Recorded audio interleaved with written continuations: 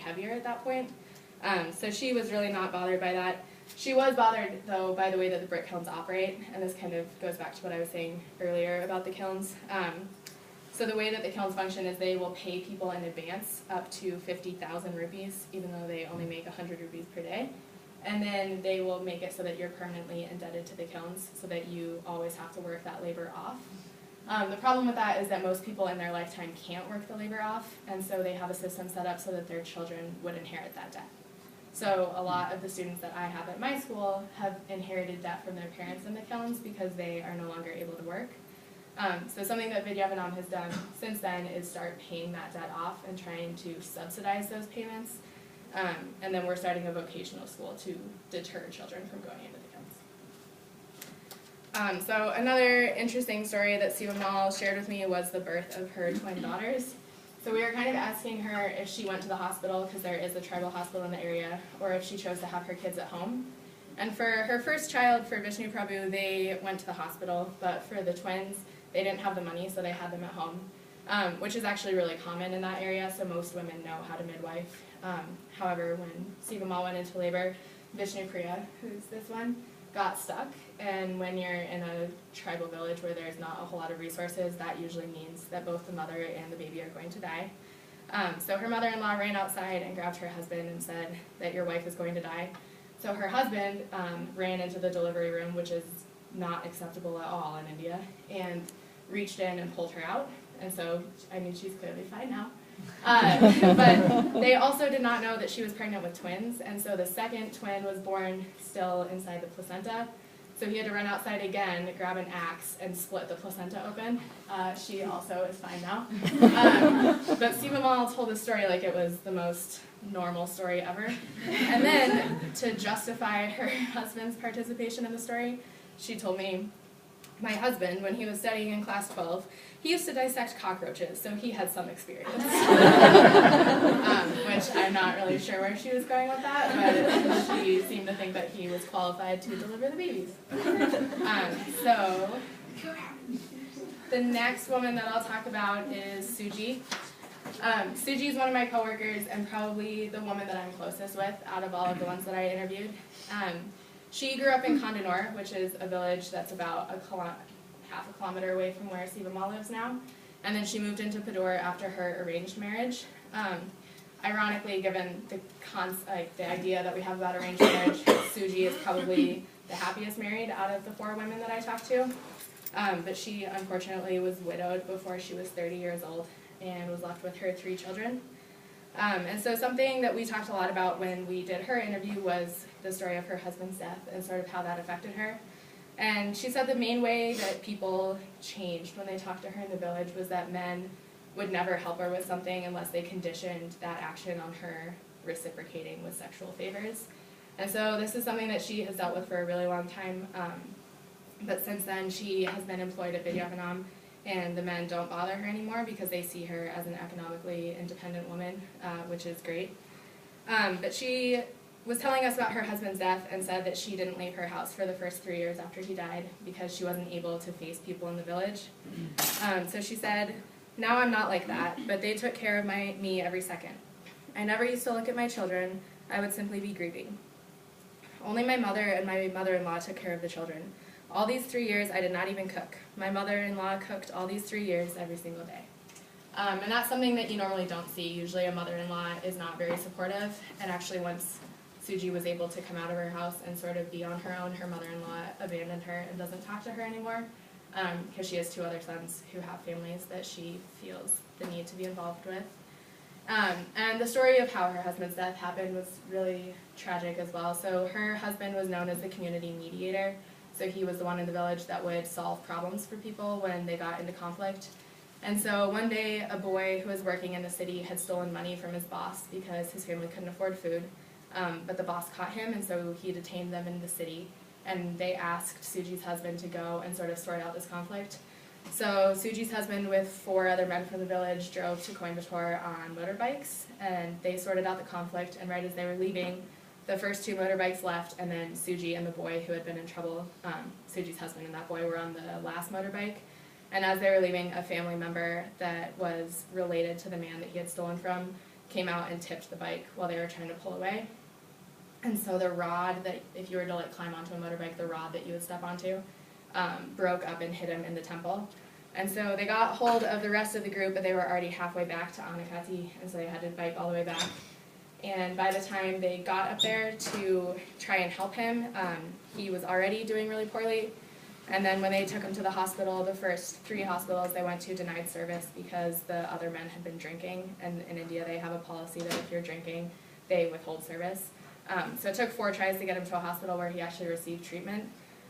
And Suji's quote about that process is, 6 of them from our village went, and none of them returned. All were men, so we did not worry. The next morning it was 10 a.m. when we got the news.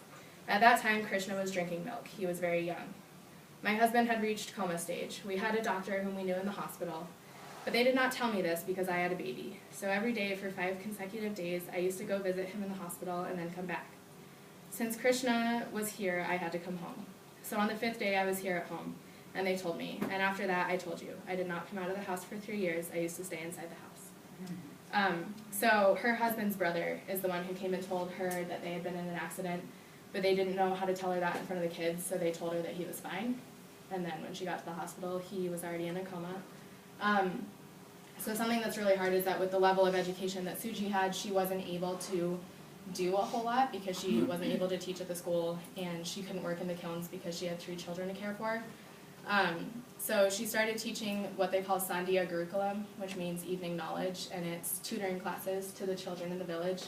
And the local ashram paid her to do that, which is a Hindu religious center, hired her to do that. And then when her 2 youngest sons enrolled at Vidya, Vanam, they found out that she had been teaching Sandhya Gurukulam, and they hired her on as the project director.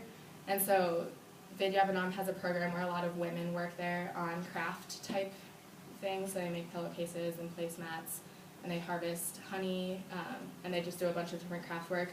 So Suji did that originally, and then Pati, the director of the school, asked her to move into the Montessori, where she is now teaching. So she is now also involved in a class called IGNU, which is an open schooling course at Vidya Vanam, and it's empowering local women to speak English better than they do now, and she is about to graduate from that. She hardly spoke English when I got there, and we could carry on a conversation by the time I left. So given the circumstance, she is doing really well. And she says the main thing that her village needs at this point is water, because a wealthy person moved into the village and built their borehole right next to the pipe that leads into the village, so now the whole village doesn't have drinking water. So they're allowed to hike out to his farm and fill their water from his borehole, but that's about 2 kilometers away, and she has to do that walk 8 times a day. So water is the main thing that both her and Cedar Moms have been doing. Okay, so the next woman I interviewed is Vanita, and Vanita is the parent of another 3 of my students, which is how I know her, and her daughter's coming of age ceremony is the one that I got to attend while I was in India, and I will talk about that a little bit more in a minute. Vanita's story is really unique because she is actually not Irula by birth. She is part of the Malayali Gounder tribe, which is just located across the border in Kerala. And when she decided to marry into the Irula tribe, her family completely cut her off and stopped talking to her. And so even now, 18 years later, her father still doesn't talk to her, and her mother has to come and visit her in secret because her father would not approve of it. So Vanita is now living in the Irula tribe, and they have fully accepted her as one of their own children. So she got married when she was 16, had her first child when she was 18, her second when she was 23, and her third when she was 25. And we talked a lot about sort of how the relationship with her family at home changed because they completely cut her out of her life, or out of their lives, which is not something that happens super frequently in India. And so I asked her if she ever regretted making that sacrifice, and she told me that for a while in the beginning she did, because 2 months into her marriage, her husband started drinking a lot, and with his drinking came a lot of domestic violence. So she told me, "My husband, soon after my marriage, for 2-3 months, did not drink. Then he started consuming alcohol and picking up quarrels with others, so it was difficult then." She also expanded on her husband's drinking and told us about a couple instances where there were domestic violence problems in the house, but both her mother-in-law and father-in-law defended her, which again is not something that you would normally see in India. Usually the mother-in-law would side with her son or would encourage her son to reprimand his wife if she wasn't behaving appropriately. So the fact that they have taken her in as one of their own children is really unique, and I think really helps the situation that she is in. Luckily for her, her situation has also changed significantly. About 9 years ago, her husband, this sounds terrible, but hear me out for a second, her husband was bitten by a dog. And in India, there's a belief that if you get bitten by a dog, you have to stop consuming meat, alcohol, and tamarind. And he was like terrified that he was going to die, so he just stopped drinking, and ever since then he has not been violent. So, and when that happened in the interview, my translator turned to me and she said, "We should go find that dog." I was like, oh, I don't know that we should encourage that, but so she is really happy now. And she also talked a lot about how her mother-in-law was the one that made her life really survivable there, because she took her in and continued to raise her. Vanita is also one of the clearest examples that I had, besides Suji, of a mother who has made significant sacrifices for her children. I asked her if she enjoyed working in the brick kiln, and predictably her answer was not really, because it's not a very fun job. But she told me that she didn't want to go and work in the city, even if she was qualified, because it would mean leaving her children during the day, and that was something that she had missed out on as a child, because when she went to school, she lived in the hostel, which is just the government housing for students that have to commute too far because of the rural villages that they live in. And so she said she never knew the experience of having a mother's love, and so that's why she wanted to be at home. So she's willing to work in the kilns and do that type of labor so that her children have a better education and have the support of their families. She's also one of the only people who at the end really wanted a copy of the book, and even though she doesn't read English, she said that this book would teach her how to read. So that was hers. And this is the seer that I mentioned briefly. The seer is a ritual that happens when a girl attains age, which basically means when a girl gets her first period. And it's a really intricate process. So for the first 7 days, the girl is living in a thatched room outside of the house alone, which to me sounded terrible and kind of scary, because they're alone in this thatched room where there are elephants wandering around. But they all said that it wasn't. And so when one of my students came of age, I went to her thatched room that she was living in, and she was totally happy and was working on social studies homework, which made me happy because that's what I taught. And so she was totally fine, and she was really proud of the fact that she had become an adult and that she was now a woman, and it was something that the whole village was celebrating, which isn't how I had interpreted it through the interviews.